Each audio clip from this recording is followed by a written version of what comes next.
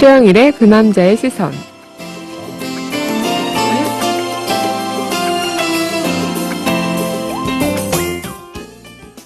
시그널은 무슨 캠페인 같아요. 안녕하세요, 최영일님. 네, 안녕하세요. 네. 오늘 이렇게 오자마자 보이시나요? 네. 뇌물을 바치시더라고요. 그렇죠. 지난주에 원래 못 나왔다고. 네. 지난주 목요일이 14일이어서 네, 그죠.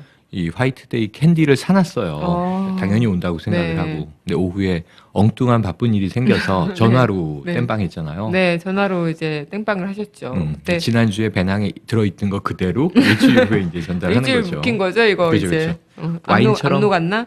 캔디는 묵을수록 귀해진다고 하죠. 아, 그래요? 네, 그럴 처음 리가요. 듣는 말인데. 네, 그렇죠. 만들어낸 말입니다 지금. 네, 맛있게 먹겠습니다. 오늘, 오랜만에 네. 내가 사는 이유 형님, 네. 농민의 아들님, 네. 또 우아한 민서님. 우아한 민서님은 이제 저. 본인이신 네, 네, 거고요. 네, 네. 치킨 스톡님. 네. 네. 다.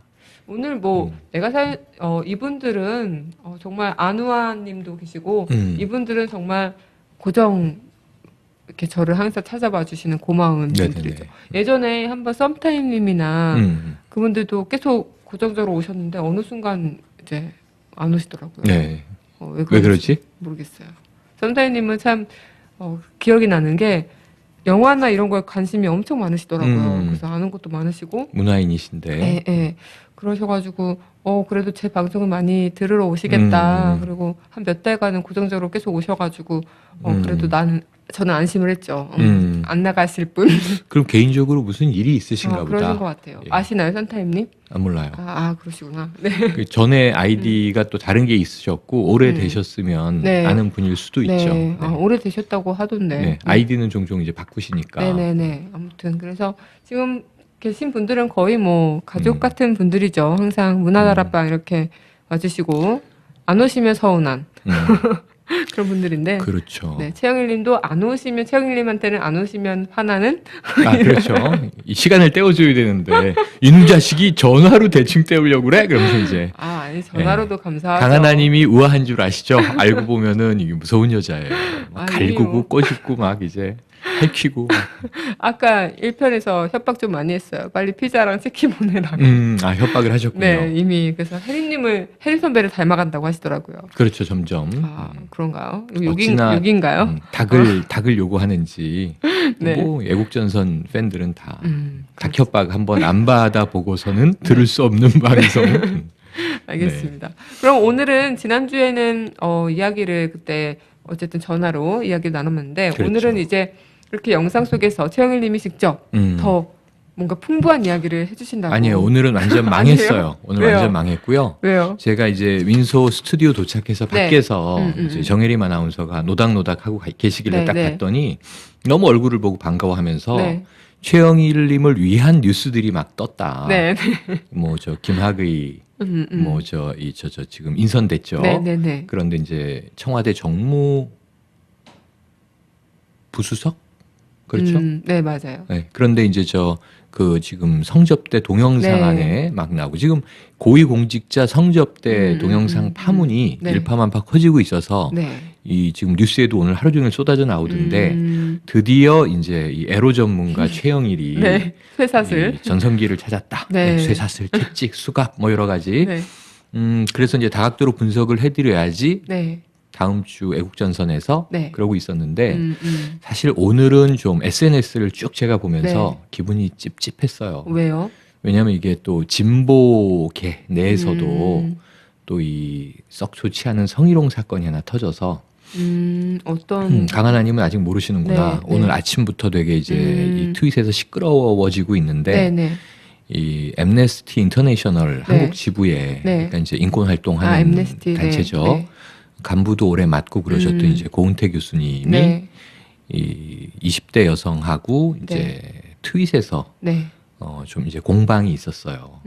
그래서 이제 이 개인적으로는 아마 카톡에서 성희롱적인 멘션을 날렸던 게 사실인 것 같아요. 그러니까 본인도 인정을 하셨고 사과를 하셨고. 근데 그게 이제 지금 다 트위터리언들한테 일파만파 되고 있어서 어찌 보면은 이 고위공직자 혹은 뭐 우리가 이야기하는 보수층의 이 좀 썩어 문드러진 이 성적 향응 문제가 조금 또 진보 인사도 이 격은 많이 달라요. 격은 많이 다르지만 그죠. 어쨌든 성희롱에는 이제 피해자와 가해자가 있는 거기 때문에 네. 그런 사건이 이제 물타기가 되면서 지금 이제 떠들고 있는데 네.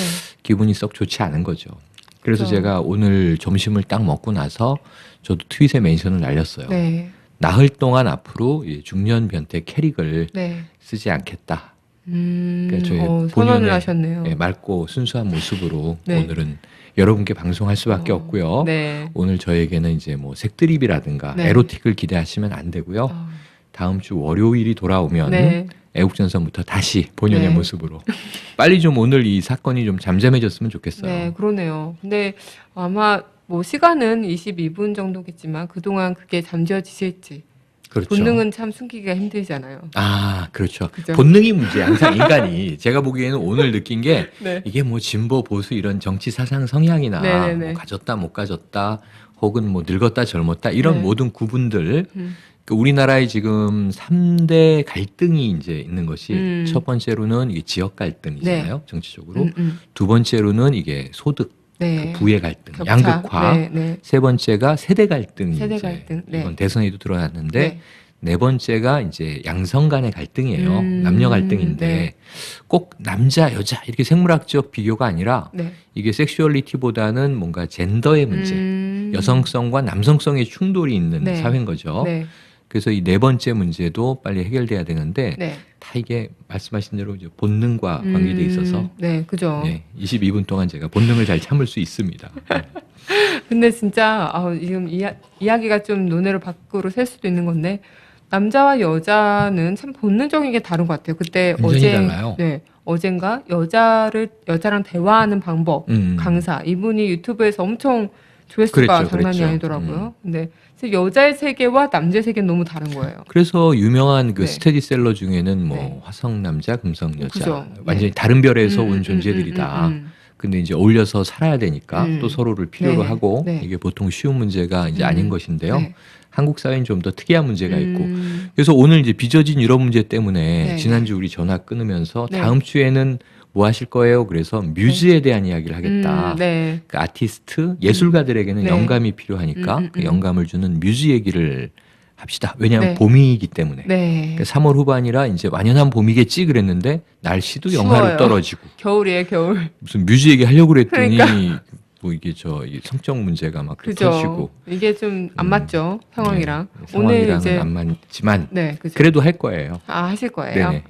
네. 야하지 않게 아주 순수하고 건전하게. 과연 최영일님이 본능을 숨기고 이야기를 네, 하실지. 한번 문제를 드려볼게요. 네네네. 그러니까 이제 예술가가 네. 남성에게는 여성이 아무래도 뮤즈죠. 네, 그죠. 아주 그게 이제 정설이고 네, 네. 하지만 여성 아티스트에게는 또 남성이 뮤즈의 역할을 할 수도 있겠죠. 네, 네. 영감을 주는 뭔가 왜냐하면 이게 예술은 감성에서 나오다 보니까 감성적인 자극을 주는 건 아무래도 우리가 뭐 성적인 문제들을 네. 얘기했지만 꼭 그걸 떠나서 감성적인 네. 이모셔널한 이제 자극들이 중요하기 때문에 그럼 대표적으로 아주 유명한 예술가에게 네. 어떤 뮤즈가 있었다. 뭐가 생각나세요? 사례가. 저는 앤디 워홀과 에디 세직. 그래도 네. 현대 팝아트를 고르시네요. 네. 고전부터 짚어보면 가장 이제 대표적으로 유명한 건 이탈리아의 중세의 단테라는 시인이 있어요. 단테. 네. 신곡이라는 유명한 그 서사 시가 엄청 두꺼운 책인데 네. 지옥편, 연옥편, 천국편. 그게 뭐 어떤 의미로 나눠지는 거예요? 그 실제로 그냥 그때는 이탈리아에 지금도 교황청이 있잖아요. 네네네. 바티칸 네. 시국이 있고 그래서 이탈리아 전체가 캐톨릭인데 중세에도 이제 가톨릭 국가였으니까 그 신곡이라는 책은 성서에 나오는 이 이야기. 근데 네. 이승이 아닌 저승의 이야기를 단테라는 시인이 여행을 하면서 상상력을 가지고 쓴 책이에요. 네네. 그래서 지옥은 정말 그 역사적으로 죄를 지은 사람들이 네.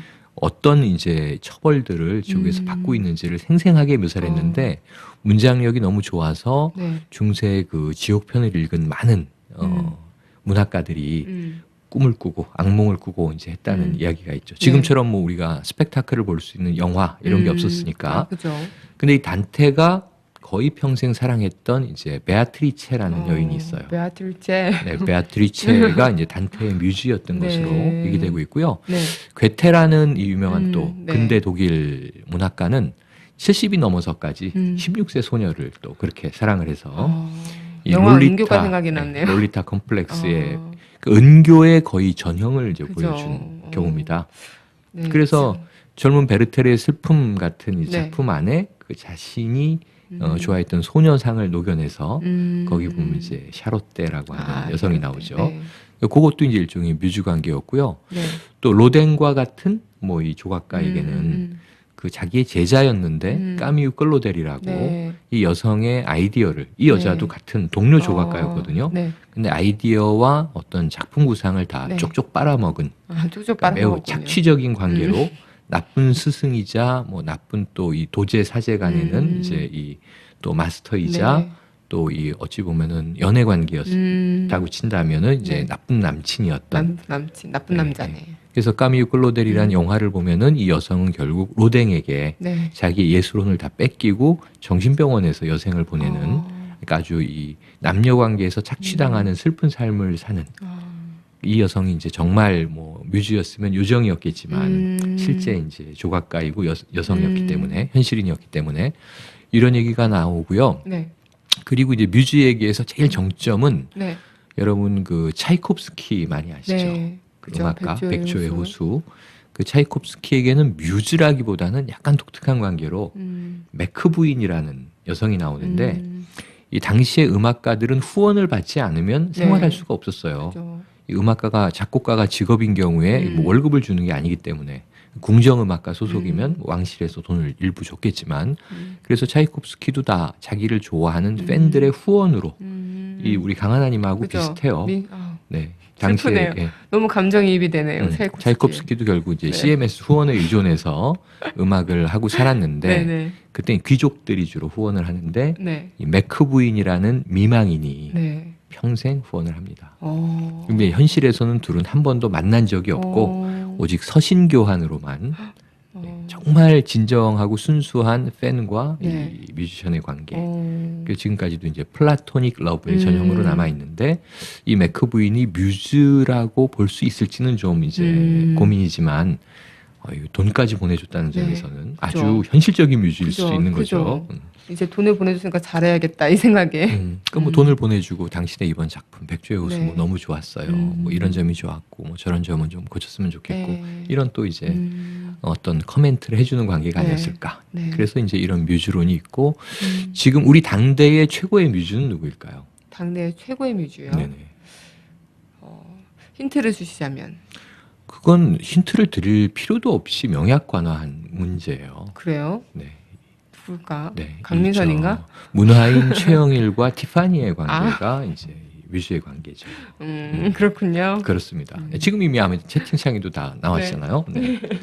그래서 이제 이 티파니처럼 네. 뭔가 이 맑은 아름다운 순수한 영혼을 가지고 이 중년의 평론가에게 네. 영감을 네. 어떤 영감을 받으시는데요? 그냥 여러 가지. 네. 예를 들면? 예를 들면인데 여기서 정말 많은 오해들이 네. 야 그럼 당신의 에로티시즘의 뮤즈가 티파니냐 이건데 티파니가 이제 20대 중반 숙녀가 됐습니다만 네. 소녀 시절부터 그렇죠. 제가 2008년부터 좋아했으니까 벌써 5년 된 거거든요. 5년의 사랑. 네. 그랬는데 이게 전혀 에로스와 관련이 없는 소울메이트 같은 관계라는 물론 그녀는 저를 모르지만 나 혼자 아는 네. 원래 뭐 원사이드 러브 짝사랑은 제 맘대로 하는 거잖아요. 그래서 네. 짝사랑 뭐 이런 것보다 이제 원사이드 소울메이트. 원사이드 소울메이트. 네. 말은 참 좋은데. 네, 말은 좋은데 약간 알고 보면 슬픈. 네. 네. 뭐 어때? 나만 영감을 받으면 되지. 그래요. 근데 어떤 예를 들면 이런 거죠. 하루 종일 이제 비즈니스에 찌들어 있다가 집에 퇴근을 하는데 네. 이 40대 중후반의 이제 이 기업 임원이 차를 몰고 밤에 집에 가는 거예요. 10시, 11시에 퇴근을 하는데 이제 구두는 발을 조여오고 넥타이는 내 목을 조이고 있고 하루 회의와 이 뭐 세일즈와 프레젠테이션과 뭐 프로젝트에 정신없이 살았구나. 나는 결국은 돈 버는 기계인가. 그리고 집에 가다가 이 티파니 양의 솔로곡을 딱 음악을 틀면 네. 살아있구나. 뭐 이런 느낌. 또는 내 안에도 아직 이 정서라고 하는 게 남아있구나. 네. 이 새로움을 이제 계속 그런 거죠. 이 소녀시대 노래 중에 비타민이라는 노래가 있어요. 네. 다 대박 난 게 아니고 네. 숨겨진 노래가 많은데 이 네. 비타민이라는 노래를 들으면 네. 그렇지. 누군가 나에게 이 생기를 어떤 바이탈을 주는 그런 존재가 있다. 네. 좋은 거죠. 그죠. 그래서 여러분도 누구나 좀 뮤즈를 가져보시기를 바래요. 네. 그 가끔 방송에서 그 같이 평론하는 선배 곽동수 교수라는 분은 네. 그렇게 카라의 니콜 바예요. 굉장히 점잖게 나오시는데 뭐 이 콜바라고 부르죠. 콜바. 콜바. 네. 근데 굉장히 의외네요. 또 니콜. 그렇죠. 그래서 방송에서는 다 이렇게 의젓하게 주로 진보적인 정치 논평을 하는 분들이 하루 저녁을 먹다가 다 나는 티파니 바로 그냥 커밍아웃을 해서 소문나 버렸는데 우리 술자리니까 한번 얘기해봐라. 그랬더니 이제 김태일 교수라고 나이 많은 분이 심지어는 김지미 씨부터 나오기 시작을 해서 개그우먼? 아니요. 그거는 박지선 씨 이제 김지민 씨고 김지민 씨 김길이랑 파트너로 나오는 네네. 김지미는 누구시죠? 원로 여배우예요. 네, 아주 옛날 여배우. 그분부터 시작을 해서 요즘에 이 이쑤시개라는 팟캐스트로 많이 뜨고 있는 이제 이철희 소장이라는 분은 김부선이다. 김부선 요즘 성접대 또 이제 커밍아웃도 하셨죠. 예전에. 성접대를 하신 게 아니라 성접대 요청을 받은 적이 있다. 요청을 받은 적이 있다. 그래서 이제 어제 오늘 인터넷을 잘 걷는데 김부선 씨가 지금은 좀 나이가 들어서 뭐 대마초 사건으로 곤욕도 치르고 약간 특이한 여배우로 좀 이렇게 아웃사이더로 밀려났는데 한때는 에마 부인에 출연한 분이기 때문에 에로 여배우의 또 짱이었었어요. 그분이 에마 부인 그렇죠. 출신이에요. 그래서 이철희 소장이 또 육감적인 면이 있네. 그랬더니 이분이 바꾸더라고요. 김부선은 좀 올드한가? 그러면서 그럼 이효리로 바꿀게요. 그래서 효리 정도. 그분의 뮤즈는 참 몇 단계를 거쳐서. 뭐 뮤즈는 꼭 하나만 두란 법은 없잖아요. 이거 뭐 결혼 관계로 계약서 쓰는 것도 아니고. 그럼 세영일님은 티파니 저야 당연히 티파니고요. 이전에는 없었어요. 정말 아이돌이라는 게 없었어요. 그냥 그때는 뭐 현실의 애들 엄마나 뭐 이렇게 그냥 현실에 이제 여성이 있었던 것이고. 그런데 뭐 곽동수 아저씨는 이제 니콜. 니콜의 엉덩이 춤에 빠지셨나 보네요. 그랬을 수 있어요. 근데 이제 최악은 뭐였냐면 우리 민중의 소리에서도 한때 노정열 씨하고 개구쟁이라는 투맨쇼 프로그램을 했던 최요한 씨라고 최요한 평론가가 있는데 이 양반이 되도 않게 소년제를 들이대서 아주 매도를 당했죠. 왜요? 소년제 씨가 요즘 대세잖아요. 대세인데 중년 아저씨들이 술 먹는데 소년제 얘기하면 다 화내요. 왜요? 왜냐하면 롤리타 컴플렉스잖아요. 그렇죠. 어디 딸 같은 아이를 뮤즈라고 하기에는 애기 같은, 그죠? 티파니와 저의 나이 차이는 23살밖에 나지 않아요. 티파니까지는 괜찮아요. 소년제 정도 하면 또 소년제는 미성년자고 절대로 우리가 그런 금도를 넘어서는 안 되는 게 또 뮤즈의 세계다 이렇게 생각해 볼 수 있겠습니다. 근데 뮤즈가 연인의 관계인 경우도 많겠지만 만약에 남자 예술가가 남자로서 아니면 꼭 연인의 관계가 아닌 연인의 관계가 아닌 것이 더 좋죠. 그런 뮤즈는 없었을까요? 연인의 관계이면 뮤즈는 깨지는 거고요. 쉽게 결혼했다 그러면은 뮤즈는 가족이기가 쉽지가 않죠. 그래서 제가 재밌는 뮤즈 얘기를 하나 결말처럼 드리면 존 파울즈라고 하는 아주 훌륭한 현대 문학가가 있어요. 이 프랑스 중위의 여자라고 하는 책을 써서 노벨상 후보에 오르고 이제 그랬는데 이 프랑스 중위의 여자라는 이 소설책은 뭐라고 평론가들이 얘기하냐면 현대 문학의 기적이다 이렇게 얘기를 합니다. 굉장히 좋은 책이거든요. 근데 이 존 파울즈가 말년에 쓴 책 중에 만티사라는 책이 있어요. 한번 여러분 기회 되시면 절판됐을지 모르겠는데 만티사.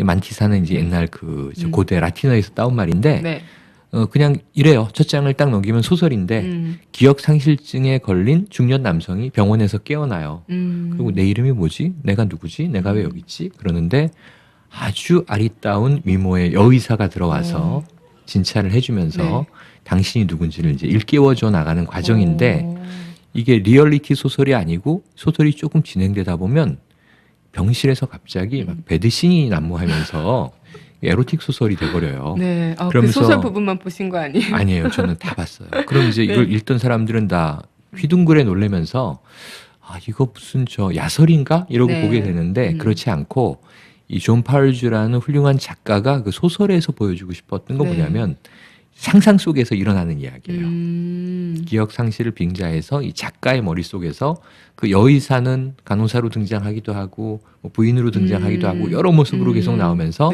이 사람의 문학적 감성을 끊임없이 자극해왔던 실존하는 여성이 아니라 자기 내면의 뮤즈예요. 네. 그러니까 예술혼 혹은 영감 이렇게 얘기할 수가 있죠.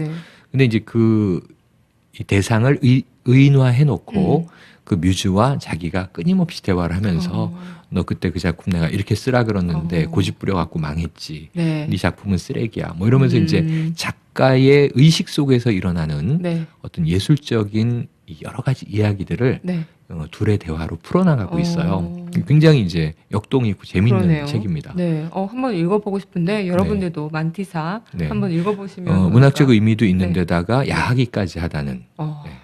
보는 재미가 야한 거에 초점이 너무 맞춰지면 안 되겠지만, 어쨌든 뭐 그건 그냥 양념으로. 양념으로. 그 비슷한 게 이 우디 앨런 같은 유명한 영화 작가. 이 사람은 다작을 했잖아요. 그죠. 굉장히 여러 가지 다작을 했는데 한 중기작, 중후반작 중에 마이 아프로디테라고 뮤즈에 대한 영화를 스스로 또 찍은 게 있어요. 하지만 이제 우디 앨런이 또 욕먹는 지점은 이 자신의 의붓딸이었던 순이와 결혼을 했다는. 그래서 순이가 지금 이제 부인이자 뮤즈인 이상한 관계가 돼 있는 거죠. 의붓딸인데. 콩가루 집안이에요. 네, 그러네요. 근데 어쨌든 우디 앨런 작품 보면 그 사람의 그 세계 의식 세계가 되게 특이하다는 생각은 많이 특이하기도 하지만 현대 소시민들의 심리를 정확하게 찌르는 대목들이 있어요. 우디 앨런이 굉장히 좀 뭐 천재고 특이하고 크리에이티브하기도 하지만 그 영화를 보다 보면 특히 어떤 성에 대한 심리라든가 우리 현대인들이 다른 사람들에게 가면을 쓰고 살아가는 속마음 같은 것을 그냥 끄집어내는 표현 방식은 다르지만 우리나라의 홍상수 감독 영화를 봐도 매우 잔잔하고 일상적인 얘기고 배경음악 없이 값싸게 툭툭 찍었는데 그 남녀 주인공들의 대화를 보면 나도 저렇게 비겁할 수 있구나. 나도 저렇게 저열할 수 있구나. 나도 찌질할 수 있구나. 이 공감을 하게 되는 거죠. 네, 진짜 그런 게 어쨌든 공감을 끌어내는 능력이 또 그 사람들의 능력이 아닌가 싶은데 그러면 저의 뮤즈는 누가 되면 좋을까요? 이건 뭐 제가 강하나님의 이상형은 누구예요? 뮤즈를 고민하기 전에 그냥 이상형이요? 너무 많은데. 뭐 요즘 다 이상형이죠. 소지섭. 저는 5명 정도 꼽을 수 있습니다. 꼽아보세요. 네. 정우성. 말하면서 좋네요. 공유. 원빈. 그다음에 조인성. 한 명이 항상 한 명이 좀 많이 바뀌는데요. 이정재 아니면 넷은 고정인데 한 명 게스트가 이정재가 들어올 때도 있고 뭐 송중기가 들어올 때도 송중기는 있고. 아닙니다. 그렇게 어린 아이들은 아니고. 네네네 그렇습니다. 완전히 이 플레이걸이네 플레이걸. 어쨌든 마음속으로는 실제로 사귀는 건 아니지만 꿈이라도. 그럼 거기서 이제 하나 여쭤볼게요. 이상형은 많을 수도 있어요. 그죠. 그리고 비주얼을 즐겁게 해주는 스타들은 많죠. 남성에겐 여성, 여성에겐 남성 많은데 여성들도 이제 요즘엔 그런 또 욕구를 솔직하게 얘기하는 게 이제 추세인데 문제는 어떤 심리적인 위로나 정신적인 영감 혹은 활력 그거를 어떤 이미지가 주로 주나요? 어떤 이미지가요? 뭐 지금 얘기한 5명 중에서는 5명 중에서 저는 솔직히 그 정우성 씨 같은 경우는 그 영화 비트에서 완전 리즈 시절이었잖아요. 그때 헬멧을 딱 벗는 모습에서 그냥 뿅 갔거든요. 그 한 장면. 그 한 장면에 뿅 갔었고 솔직히 제가 그냥 그 외적으로 보면은 좀 이렇게 훤칠하고 이러신 분들을 좀 좋아하는 것 같긴 한데 저는 눈빛 속에 다양한 그 눈빛이 있는 사람이 좋거든요. 그래서 정우성 씨랑 원빈 같은 경우는 다중인격을 좀 좋아하는군요. 그러니까 올곧고 그냥 한 가지 이미지보다는 뭔가 속에 여러 가지가 들어있을 것 같은 뭔가 예측 불가능한 예측할 수 없는 의외성이 있는 그런 게 좀 매력이 있는 것 같아요. 그렇구나. 그런 남자를 다 이렇게 나는 품어낼 수 있다. 그러니까 오기만 하면 품어낼 수 있지만 안 오시니까 거리가 머니까 찾아갈 생각은 없고요. 이미 임자들 있으실 것 같은데. 뭐 임자가 있군요. 뭐 이자랑 헤어졌잖아요. 찾아간다면. 뭐 근데 다시 뭐 또 사귈 수 있다. 뭐 그럴 수도 있고. 뭐 이런 얘기를 지금 뺏어오면 되지. 강하나는 누구든 다 취할 수 있어요. 내가 보기엔. 그죠, 자신감을 가지세요. 죄송합니다. 역시 외모와 뮤지 얘기를 하다가 이상형 올림픽으로 흘러버렸어요.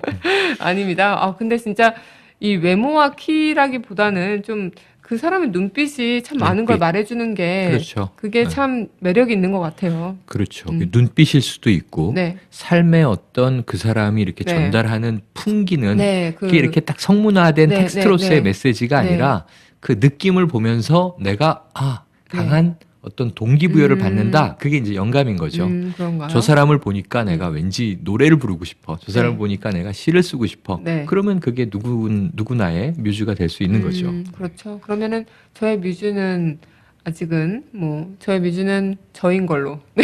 뭐예요? 콧물 나와. 이거 무슨 셀프 뮤즈야, 셀프 뮤즈?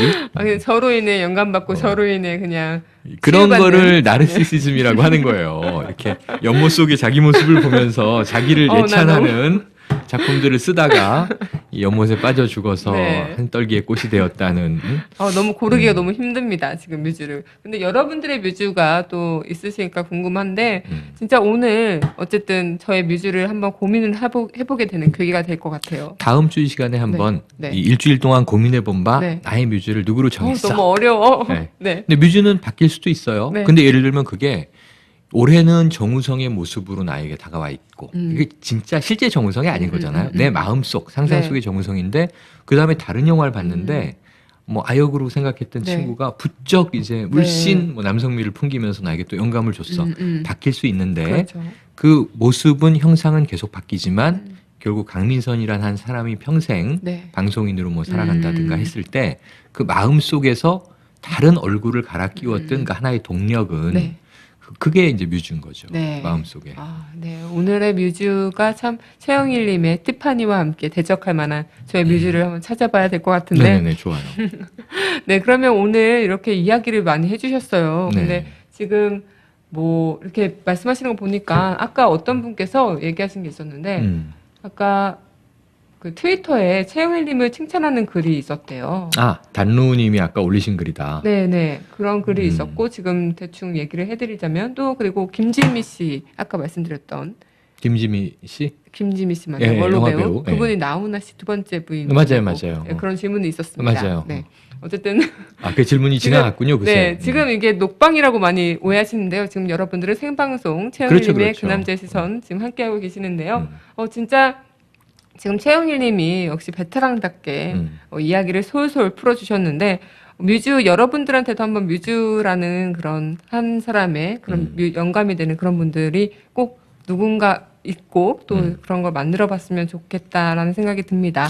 그래서 애국전선 녹음할 때도 재미삼아 이게 이상형 올림픽 이러고 이제 술자리에서 너 요즘에 그럼 스타 중에 누가 좋아? 이렇게 이제 얘기를 하잖아요. 우리가 그 사람을 알기 위해서 혹은 그냥 이제 이야기의 재미로. 근데 생방송 애국전선에서 우리 이덕인 아저씨가 있는데 판소리 하시는 민중소리꾼 그분한테 이게 예술을 하시니까 우리 이덕인님 뮤즈는 누구예요? 그러면 전 이정희 대표님밖에 없어요. 이러면서 이제 얘기를 하시는 거죠. 여러 가지의 개인의 취향과 그다음에 이제 어떤 그 흐름의 방향성들이 다 다를 수 있어요. 그렇습니다. 그러면은 오늘 한 번쯤 오늘 우리 채영이 그 남자의 시선에서 이야기 나온 것처럼 여러분들의 뮤즈도 한번 누굴까 생각을 해보시는 그런 시간이 됐으면 좋겠습니다. 네, 저는 오늘 이 시간에 채팅을 하시거나 듣는 분들은 다 대다수가 그러실 필요는 없지만 꼭 이 강민선 아나운서도 누군가의 뮤즈가 되시기를.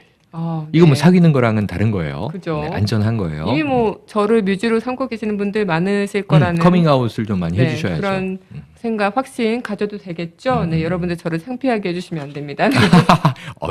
협박은 확실하게 하는데요. 그럼 오늘 먼 길 아니 먼 길 가까워요. 네. 오늘 함께 이렇게 힘들게 시간 내서 와주신 최영일님 감사드리고요. 이런 일주일 묵은 사탕도 맛있게 먹겠습니다. 2,000원짜리. 네, 다음 주는 그럼 어떤 이야기 해주실 건가요? 다음 주가 이제 4월로 접어들어요. 다음 주가 3월 말이긴 한데 4월을 앞두고 있으니까 지금 이 지슬이라고 하는 영화를 한번 찾아보세요. 지슬. 제주도에서 난리가 났답니다. 3월 20 며칠 날 서울에서 개봉을 하는데요. 이게 제주 4.3 항쟁에 대한 얘기예요. 그 지슬을 메인으로 놓고 우리가 좀 다양한 얘기를 한번 풀어보도록 하죠. 벌써 기대가 되는데요. 그러면 최영일의 그 남자의 시선 다음 주에 또 이 시간에 여러분들과 함께하겠습니다. 감사합니다. 다음 주에 만나요. 네, 감사합니다. 제발. 최영일님의 뮤즈 소녀시대 티파니 솔로곡은 아니고 아까 말씀드린 소녀시대 비타민 노래를 찾아줬어요. 좋아요. 들으면서 우리 최영일님 보내드리도록 하겠습니다. 감사합니다. 고맙습니다.